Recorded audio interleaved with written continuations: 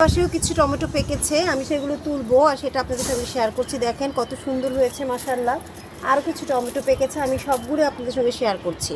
আর নিজের বাগান থেকে টমেটো তুলে খাওয়ার আলাদা মজাই আলাদা। এই যে দেখেন,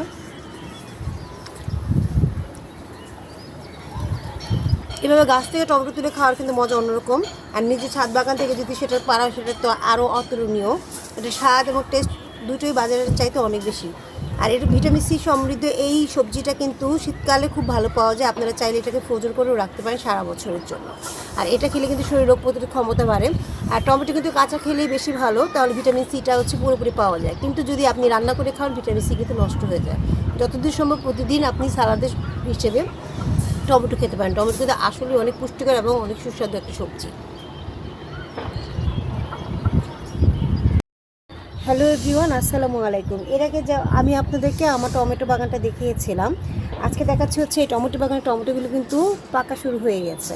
দেখেন মাশাআল্লাহ, এই যে দেখেন, দেখা যাচ্ছে কি আমার টমেটো বাগানের টমেটো কিন্তু পেকে গিয়েছে। দেখেন কত সুন্দর হয়েছে, কালারটা দেখেন মাশাআল্লাহ।